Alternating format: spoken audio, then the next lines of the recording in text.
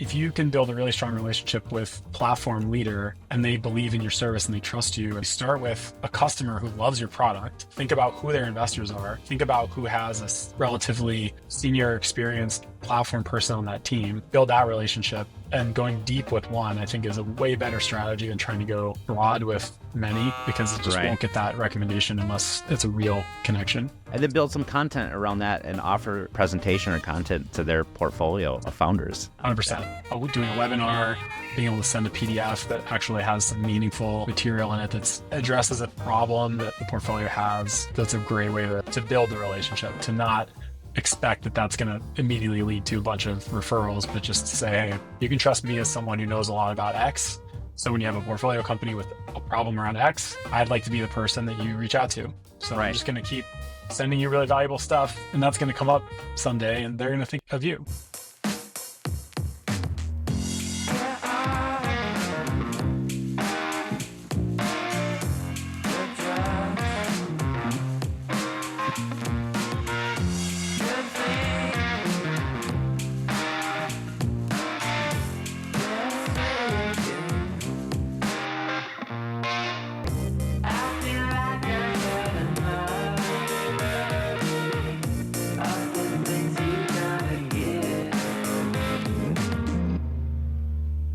Evan, welcome to Tech Scenes Unplugged.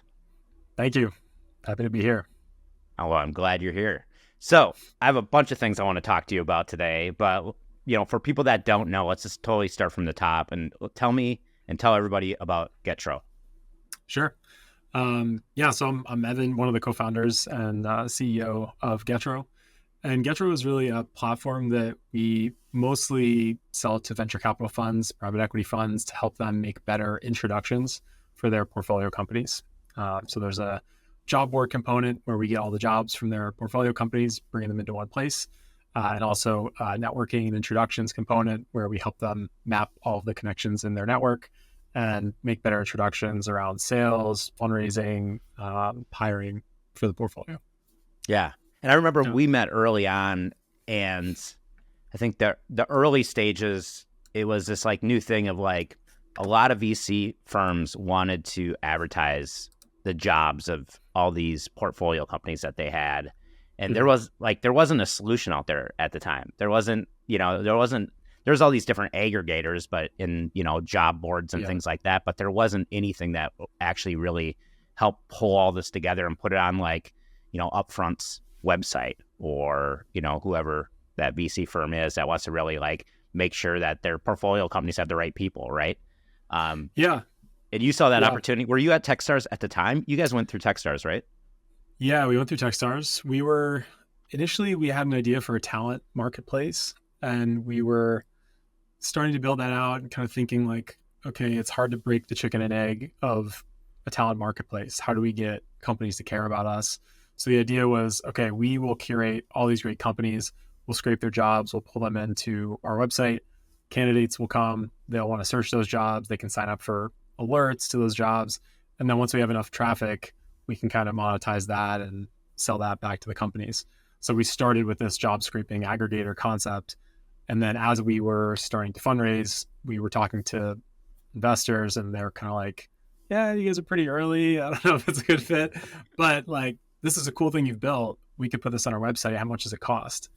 And we weren't even really thinking about charging for it at that point in that way. And so, it was an idea we had thought about, but we just didn't know if that was going to be something people wanted. And so that felt like some validation.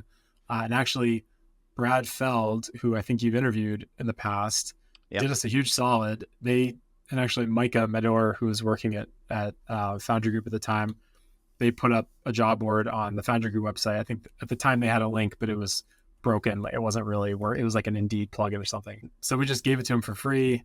They put it on the website, and Brad posted a blog that was just like, we're doing this now. It wasn't necessarily even advocating for it because it was brand new, but he had a lot of folks who read the blog and they started reaching out. And so that became kind of our first proof of concept and market validation. And then we kind of got to the point where after you graduate Techstars, you have to either fundraise or figure out, how to bootstrap. Most people don't do that, but as we saw more traction and more investors wanting to buy the product, we just decided to go all in on sales, and then ended up bootstrapping the company for the first 3 years.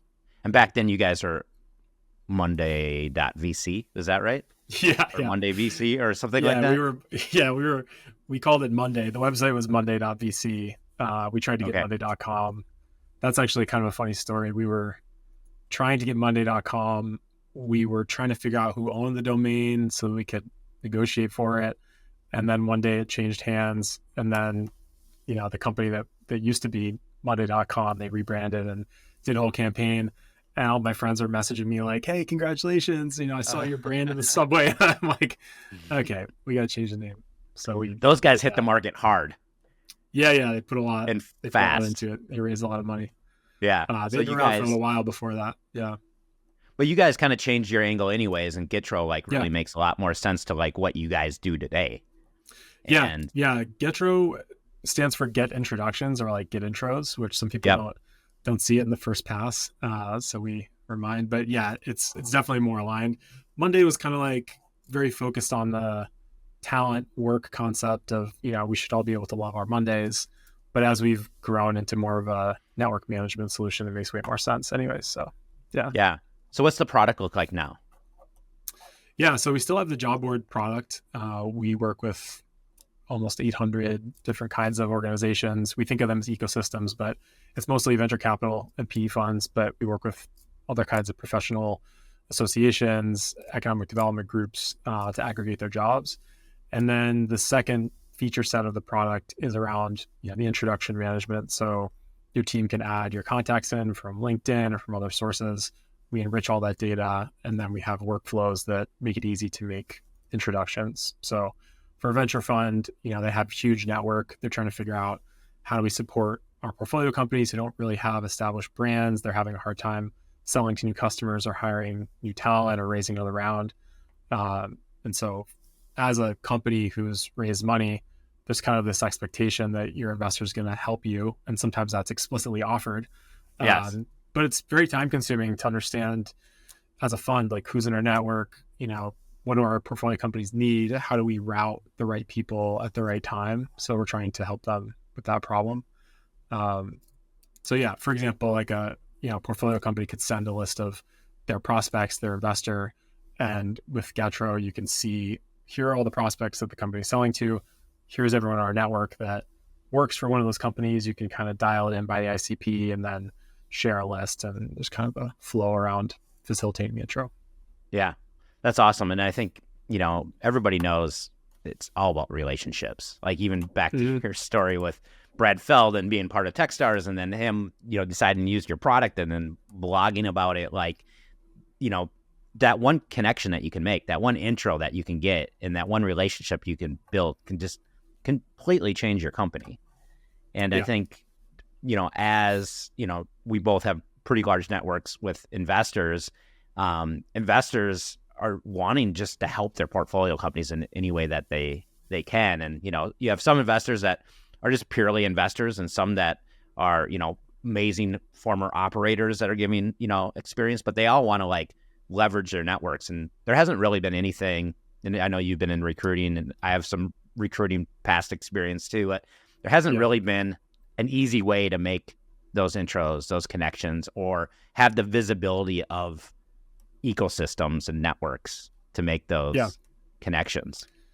Yeah, it's like everybody knows that warm introductions are better.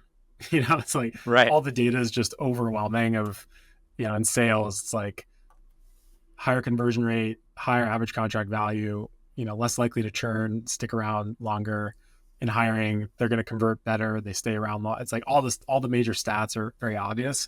So it's not really about convincing people that warm intros is better, but the scaling the workflow of being able to do that beyond just, the one-off introduction, I think is really the hard part. And that's been the main challenge for us building the product, is just how do we, because of a venture fund is a kind of multi-stakeholder network, it's different than a CRM tool where you just see that as like, the fund is working in it, the fund's employees, and that it's a closed system. Right. What we're trying to build is something that allows a fund to interact with multiple different stakeholders from multiple different portfolio companies, at the same time in various ways that are permissioned according to what everyone is comfortable with. And, it's private when you need it to be private, open when you want it to be open. So those are some of the things that we're innovating on. I always talk about like the startup space, the ecosystem.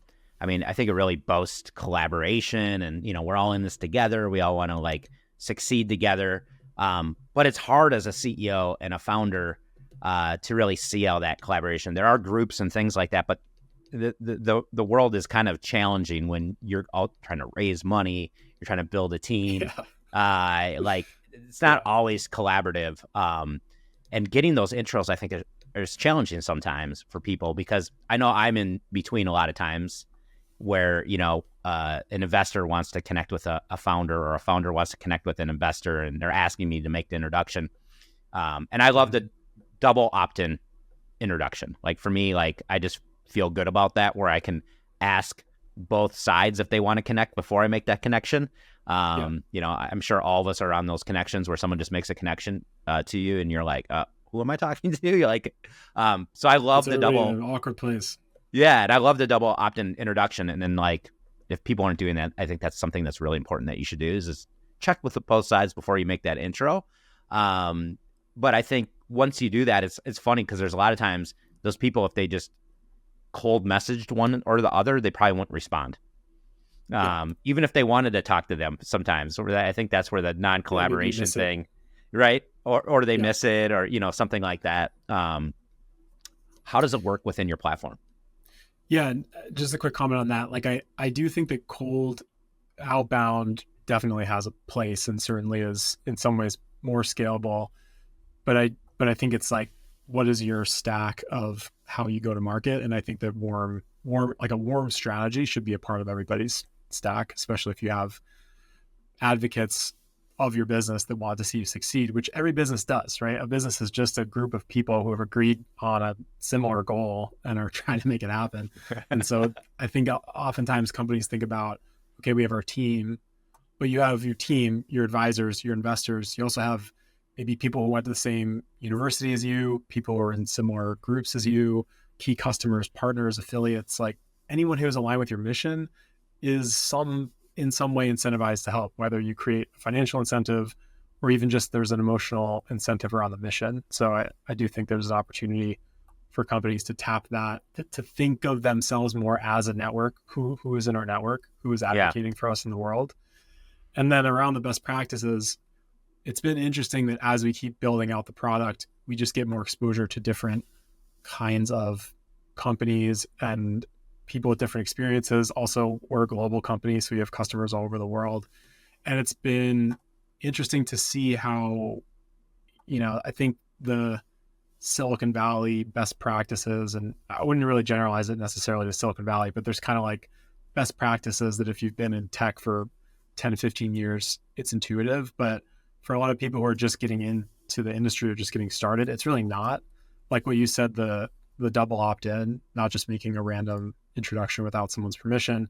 Another thing is the forwardable email, which we really recommend. So it's like, if you tell me that you're willing to make an introduction, I can make it way easier for you by just sending you an email that's like, hey, Jeff, thanks for being open to making this introduction. Here's why I want to meet this person. Here's why I think this is relevant.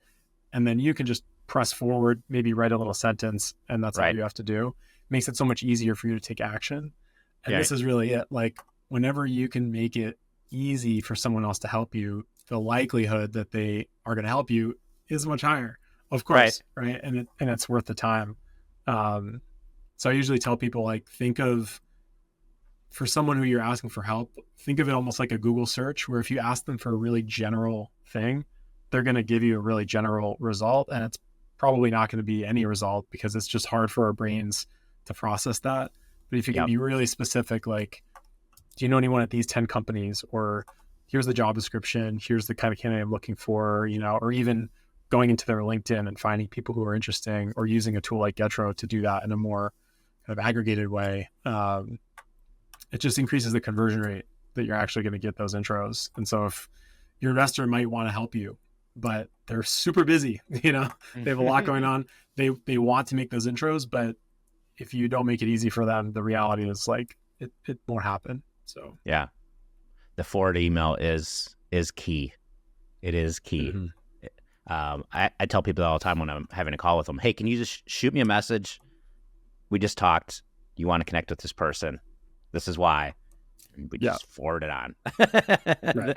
And that's how the double opt-in happens, right? Like, then they're like, cool, I do want to talk to them. And you're like, all right, you guys already know each other. Here you go.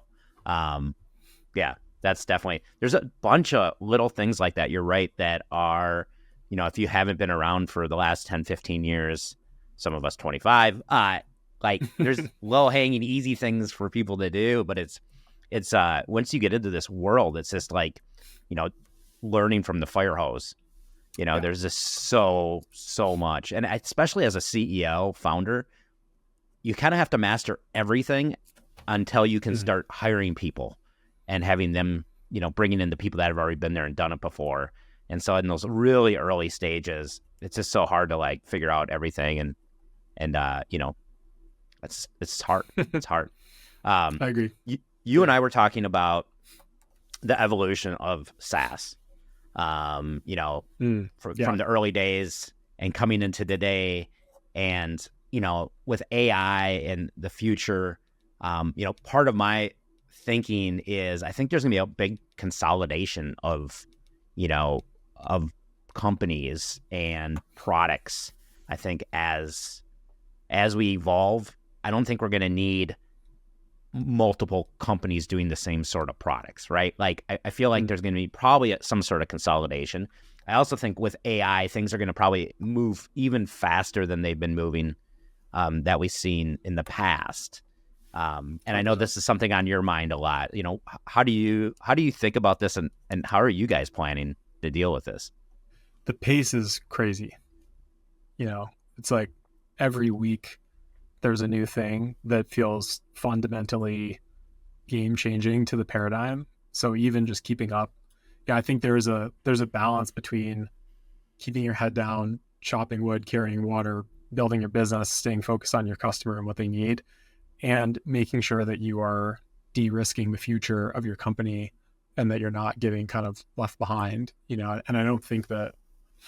I think maybe some of the projections around all this happening overnight are probably a little clickbaity, but at the same time, like, you have to be keeping up with it. Like, even since we talked, there were some huge things that happened. Like the DeepSeek thing happened, where all of a sudden everyone's like, okay, actually, if these top models will become so cheap and open source that everyone can access them, then is the value not going to accrue there? Is the value going to accrue to the applications and the platforms and products that are being built? That's interesting. I think that's kind of a point against the SaaS is dead argument. And then you see like the model context protocols, the MCP conversation happening around like a new way for LLMs and agents to interact with platforms, that's more flexible. And that's interesting because you could think about an agent being able to go into a SaaS application and do something instead of a human having to do it. So maybe you still want the SaaS application, but it's just not a person doing that. And so at a minimum, I think it affects the price. Like, I think there's definitely been a long chapter of SaaS being able to charge huge fees for just seats, and people, even if you don't use the product, you're still paying for it. Right. So I think I agree with a lot of the thesis around the business model changing to, transactions or outcomes or whatever is wherever the value is being exchanged, like we can measure it more fine grained and charge based on that.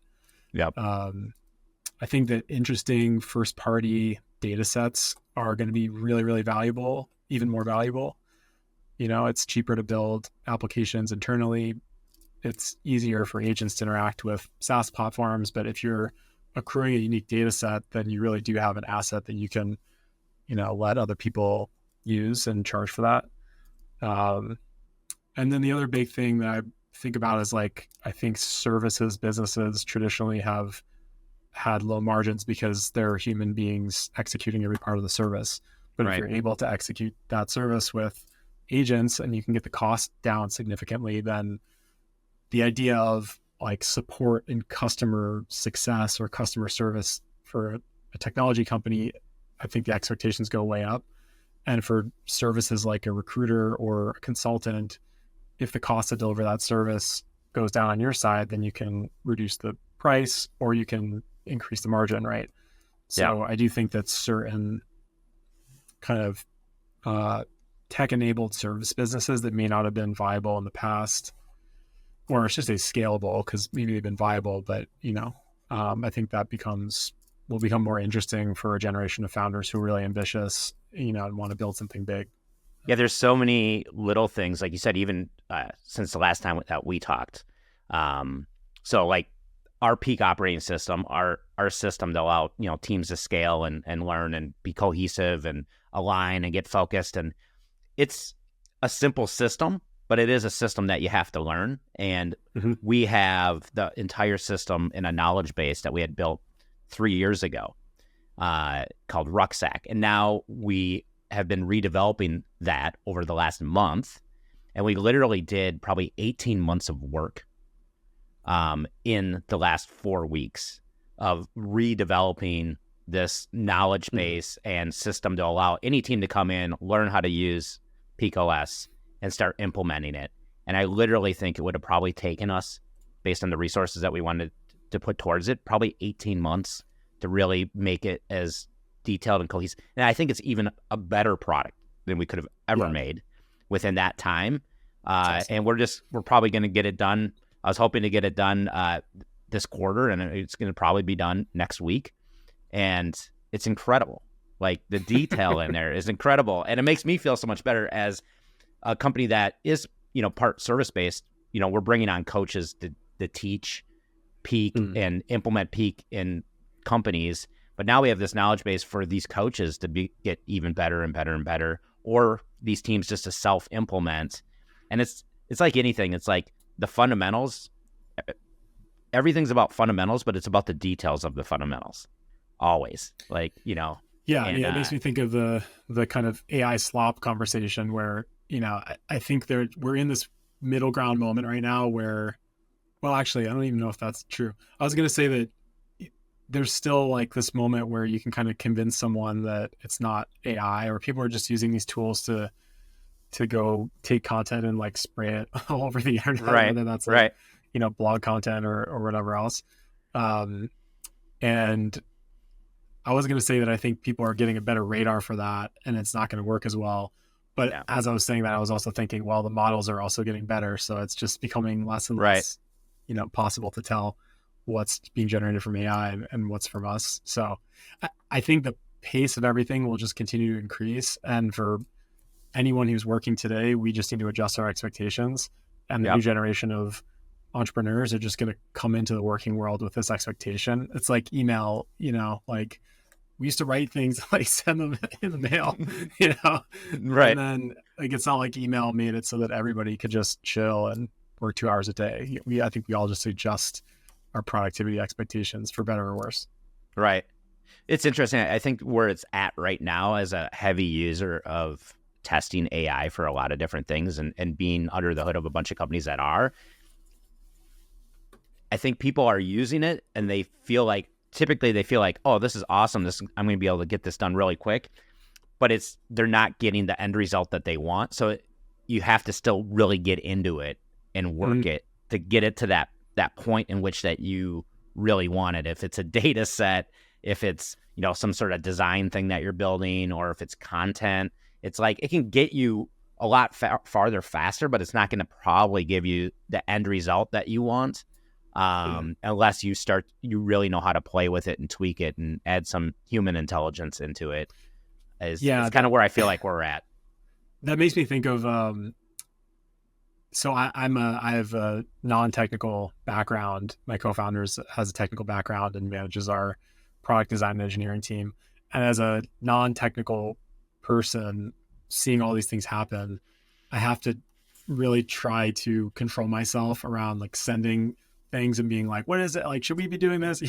I think at first I was just sending everything over, and my co-founder kind of had to sit me down and be like, look, these are like, the technology is amazing and these things are moving really fast. And in a lot of cases, these are cool demos, but when you actually try to apply them to a large, context of an application that's been running with hundreds of customers in production, like, you can't just flip a switch and build a bunch of things that you want to build in 2 seconds. Right. So it's like this kind of teeter-totter game of trying to push the envelope and innovate while also maintaining expectations and, not driving everybody crazy. Because I think you wake up every morning and you're like, whatever I'm doing in my job is less efficient than it could be. I need to go find these new tools. That becomes its own kind of mania in a way that can make it easy to lose focus on the thing you're trying to build.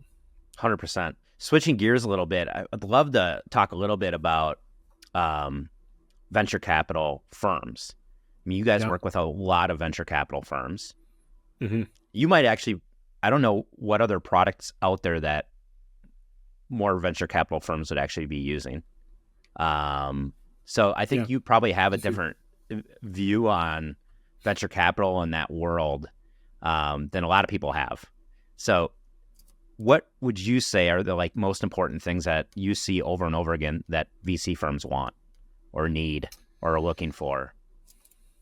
Yeah, I mean, it's been a really interesting last couple of years for the asset class and just to be a venture capitalist I'm not a venture capitalist, but we work with lots of VCs. So I see it from kind of a bird's eye view in some ways.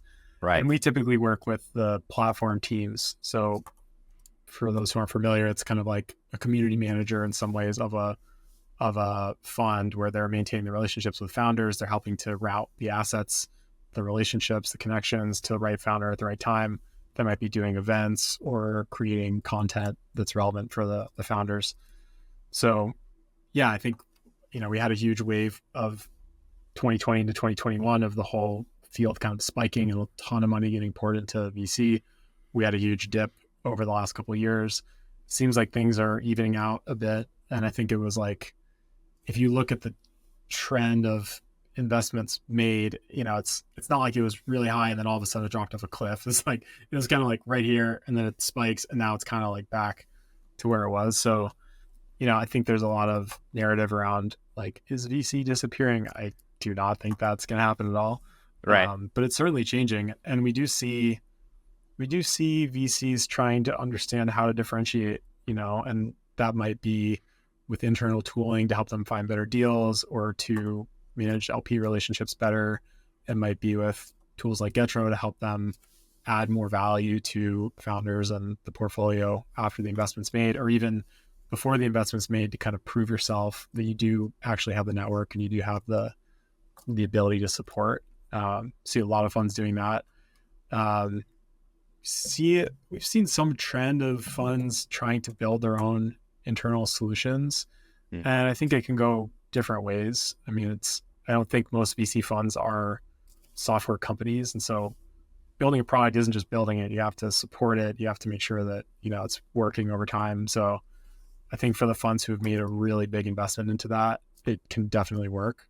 And then, other funds I think have tried that and then end up pulling it back when they realize I don't know if we can really support the full vision of this. I think it's interesting in the lifespan of Getro, you've seen this platform role come to life. I watched it. There was no platform role in the past, right? And I think what really created it was a couple different things, but one of it was a lot more VC firms were popping up, and they're really wanted to figure out a way to really service and help their portfolio companies because that was a differentiator, at the time. And now everybody feels like they have to do that, and obviously they should be doing that, and they want to be doing that. But seeing that role pop up, and it was, I think, when the role originally popped up, it was also an opportunity to bring some fresh talent into these VC firms that they didn't have in the past too, and have the opportunity to bring some, younger people into these firms. And I think it's been a really good thing to have something like that. But I'm sure you see it at all different levels and scales, right? So some of the smaller firms maybe have someone, and then the bigger firms probably have an organization built around it, right? Absolutely. And I think the whole concept of platform has trended more strategic over the last 7 years or 8 years since we've been in the space. And I think that's really good. I think a lot of firms think about, in the same way that a company might think about like net promoter score of their customers, there's kind of a net promoter score of founders. And Yep. when a founder, typically founders know other founders, right? And like when someone's going to start a new company, you have a very small window of time where you can build that relationship, build the trust, and then end up being the trusted, financial backer of that opportunity. And it's hard to find those deals, even if you have access to all the data and the LinkedIn profile changes, all these things. Like at the end of the day, a lot of times, and especially now with founders realizing they can do a lot of things for cheap, much cheaper than before. I think it's tough for VCs to get into those deals. And so if you have someone who's thinking about creating a really strong reputation with the founders in your portfolio, and those founders are out there, like that point of recommendation is really important. And I think the platform function helps to nurture that when the main investor, may not have the time to put in day to day to maintain that relationship. Yeah. And then, there's the whole, it's like M&A transactions, being able to support founders if they're doing a layoff or a down round, or just things that a founder may not really have any experience with. It's like you said in the beginning, as a CEO, especially first time founder, it's like everything is new. You can read things on the internet, totally out of context. You can ask ChatGPT, but if you have someone who's really done it before that you can trust, then that's invaluable. It just saves a lot of time. So I think there's definitely still a place for great investors, and the platform function helps maintain and bolster that relationship. Like the reputation, I think this is a big learning for me, is just like reputation is kind of everything in the venture world. And so anything that a fund can do to increase the quality of their reputation, they're probably going to do and invest in. Anything that could potentially risk the reputation, they're like staying away from. And that's like PR, introductions, software, product, like any category of thing. I think it's a good kind of rule of thumb if you're thinking about trying to work with VCs. We have a lot of folks who are like asking us kind of how we grew in the space, or they want to partner with funds so that they can sell things to the portfolio companies. And that can definitely work as a strategy, but it's not going to work if it's not like genuinely adding value to the portfolio, because the only incentive that a VC has is to like make their founders happier, right? Or find new deals, or raise money for more LPs, or like have liquidity events with the companies. So if you can't fit into one of those slots in a genuine, authentic way, then you're kind of wasting your time trying to like use VCs as a channel to sell things. Oh, I'm sure you get that question all the time. I get it all the time. How do I get into these VC firms? If I could get into them, I could just do, my product would work, or my service would work for all their companies. Yeah. And I always come back to like, the only way to do that is to have a very good product or a very good service. And people hate to hear that, but I'm like, if it works and people see you doing it over and over again, I know for us and like our coaches, like, one company in their portfolio is running on peak OS, and they have a coach coming in and facilitating their annuals and quarterlies, and they're using our system and they're growing. Well, that spreads very quickly for the companies that are not growing, the companies that are over 25 to, we see it. 500 employee kind of range, and they're stuck. It's like, what are our options out there? Well, if you have a good product, the people will come. I advise people to like start with a few too, or really just start with one. It's like, if you can build a really strong relationship with a platform leader and they believe in your service and they trust you, and actually start with a customer who loves your product, think about who their investors are, think about who has a relatively senior experienced platform person on that team, build that relationship. And going deep with one, I think, is a way better strategy than trying to go broad with many, because you just won't get that recommendation unless it's a real connection, And then build some content around that and offer, a presentation or content to their portfolio of founders. And 100%. Because they're always looking for things to add value, like doing a webinar, being able to send a PDF that actually has some meaningful material in it that's differentiated and addresses a problem that the portfolio has, yeah, that's a great way to build the relationship, to not expect that that's going to immediately lead to a bunch of referrals, but just to say, hey, you can trust me as someone who knows a lot about X. So when you have a portfolio company with a problem around X, I'd like to be the person that you reach out to. So I'm Right. just going to keep sending you really valuable stuff related to X, and that's going to come up someday, and they're going to think of you, right? Right.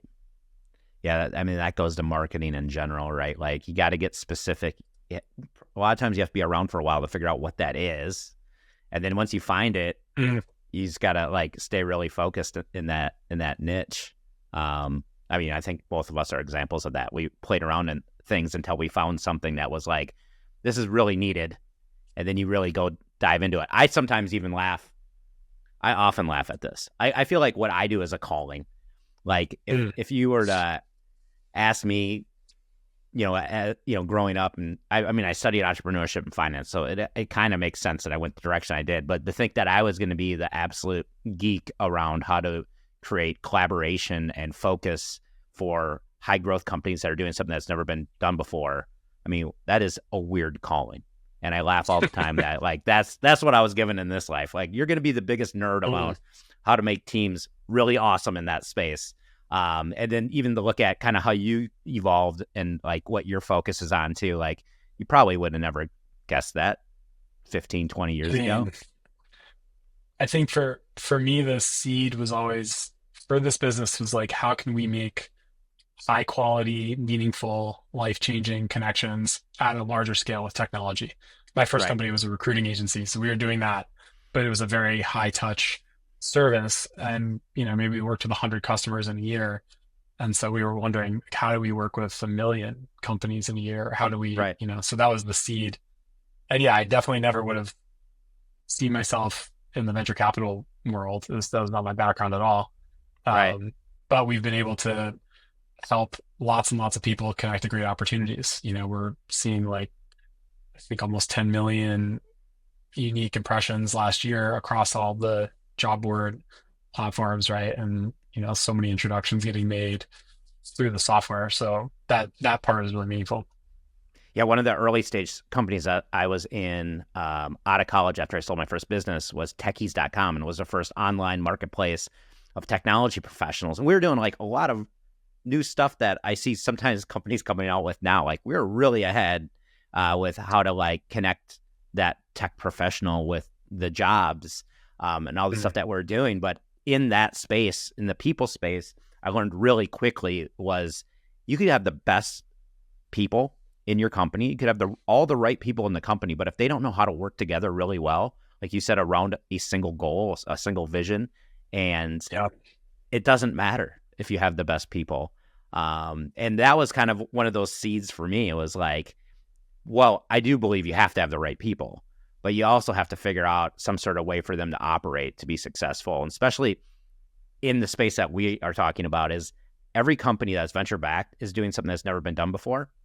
Otherwise, they would have never got funding.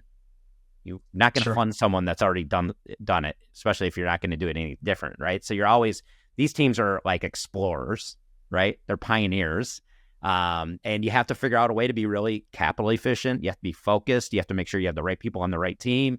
You have to be communicative so you stay on the path together. You don't have people wandering away and losing them and wasting resources and time. It's a really hard thing. And I think what you guys are doing, like making those introductions to connect, that make sure that you have the right people on these teams and to progress. Because I think it's all about always moving forward and progress companies forward is so important. And I love the idea of doing that in the space of where innovation's happening, right? And I think that's an important space to play. Yeah, I love what you guys are doing. I mean, when you start a company, it's like it's no one's full-time job to be thinking about the human coordination problem, right? Mm-hmm. And so you bring whatever best practices you kind of learned from whatever your background was. In my case, it was like 2 years of a sales job at a massive corporation and 5 years of running my own small business. Right. I was certainly not an expert in like human coordination, and so you got to figure it out. And so, yeah, I wish that we had clear framework, early on, like what you're Yeah. building to work But from, just to say, all right, let's just take this and like go with it, and just kind of put everything in these boxes. It would definitely save a lot of time. well, it's funny. It's the same story. I mean, you get this too, because you get to see the same people over and over again. It's the same story for me. It's like, as a CEO founder, you start this company and it's kind of one team up until about 20-ish employees, the 25 employees. Now it's like, Yeah. And then like, so you are kind of able to manage that. Now, once you get beyond like 20, 25 employees and you're starting to get to 40, 50, 60, 80, 100, 200, in order to manage that, it's a team of teams now. So all that stuff that you're doing before, where you're like, we're all discovering, learning things, sharing things, figuring out what works, what doesn't work, to figure out the path that we're taking. All that works pretty easily when you're in like that 15, 20 stage. But once it gets teams of teams, now you're managing and trying to lead teams to still continue to explore, figure out, stay together, all that. So it's like, what I found, a CEO I knew that I worked with at a company called Gearworks, he said the most exhausting thing for him was scoping in and scoping out all the time. Big picture, now I need to jump into this like technical issue that the CTO is talking about. And then I have to jump out and I have to go solve this, talk about the sales issue. And he said the most exhausting thing was always scoping in, scoping out all day long. And now I'm jumping on this call for, doing some media thing, talking about the vision of the company. And what I realized is once you get over that 2025, if you are still trying to manage like you did when you had that group, you are the system. And that breaks. You can't be the system once it gets over that size, and that you actually need a system. And so what also happens is, like you said, like what your experience was, what worked, you want to use that. Now you bring in like a head of sales that's done this before, and you bring in a smart marketing person, a head of product engineering, and they all come experienced with their own vision of how they've seen it and succeeded in the past, because you hired successful people, right?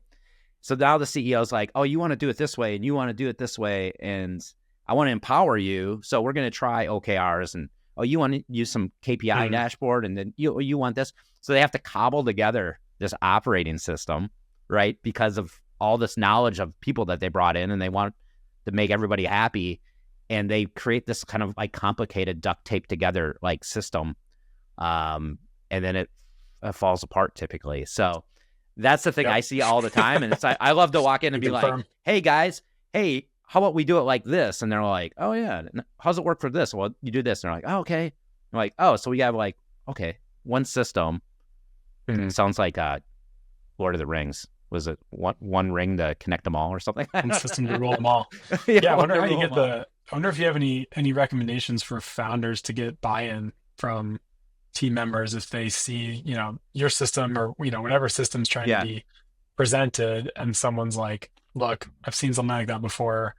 Trust me, it's not going to work. I really don't want to do this. Like, do you have any techniques that you teach folks? Because I'm sure that's a big part of a new system is like everybody's kind of got to buy into it, right? Yeah, for sure. And like one thing is there are some systems out there that are more kind of entrepreneurial systems. Like if you fully own your own business, there's a system called EOS Traction that a lot of people know about. And that works well if you're like a service business, or you're the entrepreneur and you kind of want to get out of your business.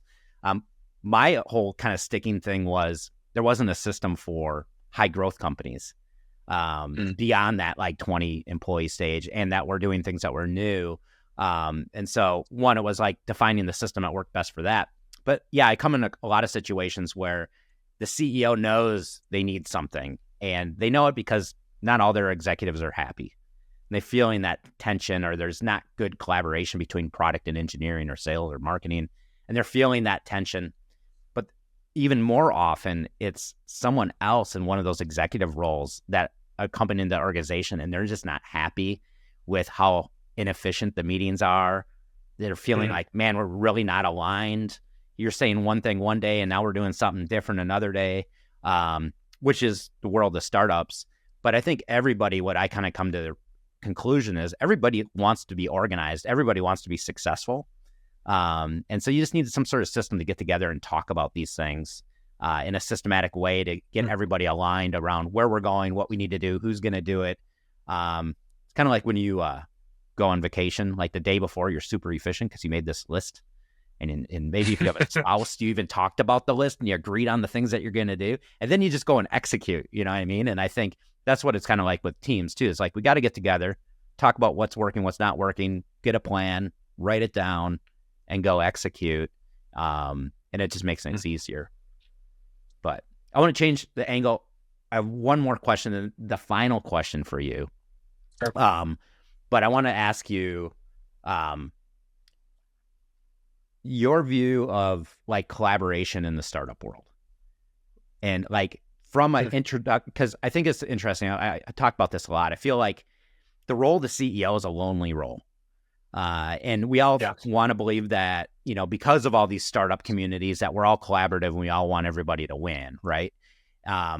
However, the role of the CEO is, it's hard to be super collaborative when you have to always kind of, I don't want to say upfront, but you kind of have to be careful about what you talk about, right? Because your investors are kind of your bosses, your board's your boss, your employees, your clients. Like, you're kind of like, as a CEO, you're in the center of everything, and you can only probably have an executive coach where you can be completely honest with, right? Say whatever you want to say. You know, how has that been for you, and what have you seen like with in this world of like trying to be collaborative and connected, and, you know, be that lonely founder? It's a great question. It's a huge challenge. I mean, I'm someone who's very social. I get a lot of energy from being authentic and transparent. And I mean, definitely in my personal life, I think about that a lot. In my professional life, I think about that a lot. So it is hard to know when something is appropriate to be shared and when it's not. And there's really not really clear right answers. Like on the polls, it's obvious, but most things are kind of in the middle. Right. I tend to default to being a little bit more open and transparent than maybe most folks are, mostly because it just gives me energy. I find it to be more fun. And I have found in my last, I don't know, almost 15 years of working in startups that the competitors I thought were going to kill our business never did. And a lot of them went out of business. Like the secrets that I thought I was holding, like, were not necessarily proprietary, right? So if you're like a biotech company or something and you have a patent, I mean, yeah, like, don't share that. But you know, a lot of things out there, I think, are they're not going to take your business down. So you know, that's maybe where I tend to lean. And I think it's like the adage of, you know, the meme of the founder who goes to investors and asks them all to sign NDAs, like that's the kind of like this fear around like everyone's trying to steal my idea. People are busy, they're working on their things, you know? Right. So maybe don't go to a competitor and tell them all your future plans, but yeah, so that's kind of one way to think about it. But yeah, I mean, I'm in a couple of founder meetup groups. I have a lot of friends who are founders. And so I think if you have founder CEOs from other industries, that can also be a really helpful place to just vent and share what's really going on without having to have that leak out to your team or to customers, or, you know, in contexts that aren't really appropriate for that. Like I think the position of like doing your best to take as much responsibility as possible with customers and with team. And then if you need to vent or complain or just like, woe is me energy, like do that with fellow founder CEOs, with your executive coach, with your therapist. Also ideally not with your romantic partner, because I think that's not to an extent, right? But yeah, so wise words at that one. Yeah, it's not sexy, you know. It's not sexy. It's real, but it's, you know, just keep an eye on it. That'd be my advice. That's awesome. All right, so here's the final question.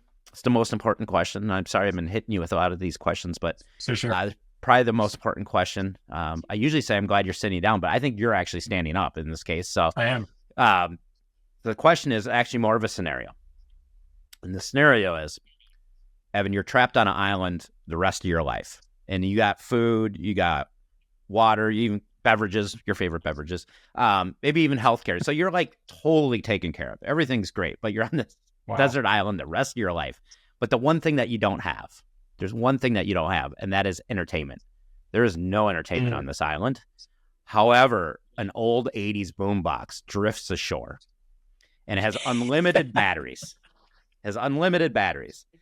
But you can only bring one album of any decade, even though this is an 80s boombox. You only can bring one album of any decade to listen to the rest of your life. What are you going to bring? Wow, I did not see it going there. I stopped you dead in your tracks. So you were crushing all these other topics. I was thinking to myself, I'm going to bring my girlfriend. And then you're like, what music do you like? And I'm like, I never would have thought about that. I mean, I would want some I'd probably want some, I love jazz, so I would probably find there's so many great artists that I love, but for some reason, jazz music is always something that I can go back to that almost makes me feel creative, and it's like flowy. It's not so necessarily trying to say something so discreetly, so it leaves it open to my interpretation and abstraction. Oftentimes so it'd be hard for me to pick one particular album, but I'd probably just try to find a really good best of kind of jazz mix and go with that. I mean, narrow it down. We got to narrow this thing down. This is when I'm with teams. Is it horns, or we got keys? Is it some Thelonious Monk? Is it Coltrane? Yeah. Is it what would it be? I mean, Coltrane's great. Piano, kind of calm. I can just focus on building my hut or my boat or whatever. I don't know if I have everything. Maybe I don't want to escape this island. Maybe I'm just trying to stay there and chill. It's a great island. Yeah. Maybe you can email your girlfriend and have her come out. That'd be great. Your one jazz album that you're going to listen to the rest of your life. Do you have a very clear answer to that? Is that where the question comes from? Yeah. And I'm so influenced by people's answers because I love music. A lot of people will say Bob Marley. They're thinking kind of tropical. And that's cool. I do. But I've had a lot of crazy different things. From Tribe Called Quest to all sorts of different answers. And they always sound good to me. It's kind of like when I'm ordering off the menu next to someone and they're like, I'm going to get that. I'm like, now I want that, But nice. I love jazz. And what I like about jazz as a musician is, you can kind of express yourself in a lot of different ways and there's no rules. There's no rules to jazz. At least that's what my guitar teacher always taught me. If you make a mistake, you just make the mistake again. And it sounds like you're supposed to do that. That was the other one. That doesn't work so well in startups. Yeah, it's funny. It's there's this relationship between creativity and being in control that I always find is, hard to play with. I paint occasionally, and I find in painting it's similar with music, where you have this intuitive experience and you really have to let yourself stay there and not judge it in order for it to be fun. As soon as you start to, for me at least, as soon as I start to judge it and try to control it all, I just get into my head and it becomes less about the creativity. Yeah. And with startups, I mean, I think a lot of startups start almost as an art project, and then you start to build a business, and and you have to decide, am I going to steward the art project, or am I going to turn this into a business? And that has to do with control and structure and systems and all the things you teach people.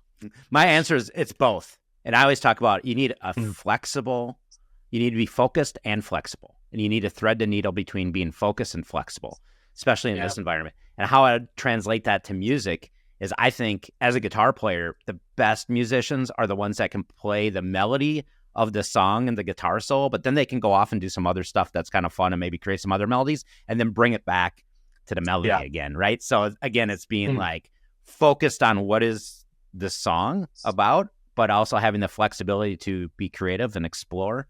And I'm with you too, when it comes to writing it as far as music, because I know a lot of the technical aspects of how chords are made and scales and all that stuff. You could easily just start to be very mechanical and lose the ethos of that melody of the song. But I do think it's the same with business. You got to have focus, especially with a team that's doing something that's never been done before. But you also have to be flexible, or it will never work. usually it's that question and I'm done. But so all right. So final answer for you. It's jazz music, and we're going to leave it at jazz music. Yeah, you're listening to for the rest of your life on your beautiful desert island. All right, man. Evan, thanks so much for joining me on the show. It was awesome. Thank you. You on. Great conversation. Thanks, Jeff.